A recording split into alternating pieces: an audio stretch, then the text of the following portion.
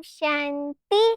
आज की मुरली स्टोरी है कंस और पूतना की कहानी। दानव राज कंस मथुरा के नरेश थे। एक दिन उन्होंने स्वप्न में देखा था कि उनकी बहन देवकी और बहनोई वासुदेव की 8वीं संतान उनके मृत्यु का कारण बनेगी।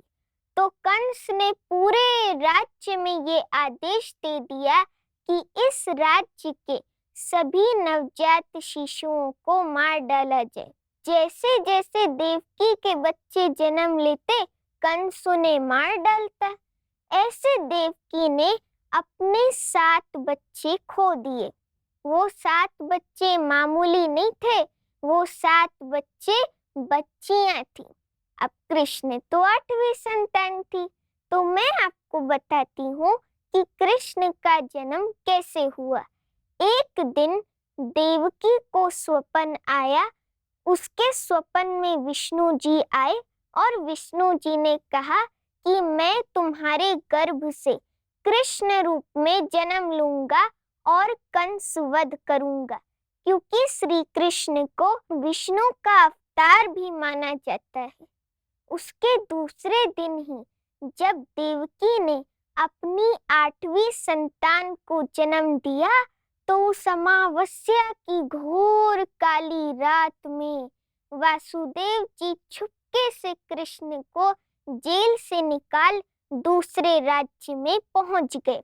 जैसे वो दूसरे राज्य में पहुंच रहे थे तो नाग देवता उठ खड़े हुए और उन्होंने भीषण वर्षा से श्री कृष्ण की रक्षा की। उसके बाद जैसे ही श्री कृष्ण एक रास्ते पे जा रहे थे तो यमुना देवी भी उठ खड़ी हुई और उसने श्री कृष्ण को प्रणाम किया और पानी स्वतः हट गया। उन दोनों के जाने का मार्ग बन गया। उसके बाद वासुदेव जी श्री कृष्ण को लिए जा रहे थे तो वो गोप गांव में नंद जी के घर में पहुंचे। उस समय नंद जी की पत्नी यशोदा ने एक बच्ची को जन्म दिया था। वो बच्ची मामूली या साधारण नहीं थी, वो एक देवी थी। तो वासुदेव जी ने और यशोदा जी ने अपने अपने बच्चे बदल दिए। वसुदेव जी ने यशोदा जी की बच्ची अपनी गोद में ले ली और अपना बच्चा यशोदा जी को दे दिया। फिर सुबह वो आ गए, वासुदेव जी बच्ची को गोद में लिए। तो जैसे ही कंस को पता चला कि देवकी को एक बच्ची नहीं बच्चा हुआ था तो वह उसे मारने की बहुत कोशिशें कर रहा था। और जब उसको ये भी पता चल गया कि वो पास के ही गोप गांव में रहता है तब तो कंस और भी कोशिशें करने लगा श्री कृष्ण को मारने की।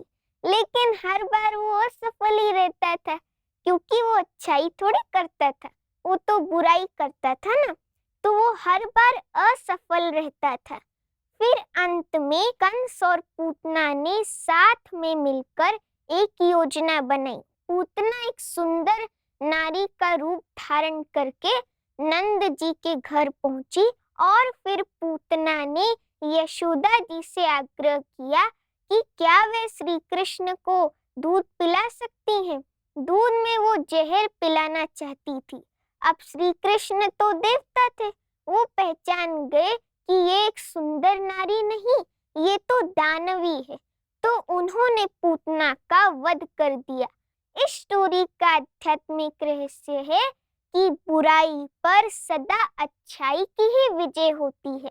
पहले पहले बुरे लोग बहुत कुछ करते हैं, लेकिन अंत में उनका अंत जरूर होता है और जो जैसा कर्म करता है वो वैसा ही फल प्राप्त करता है।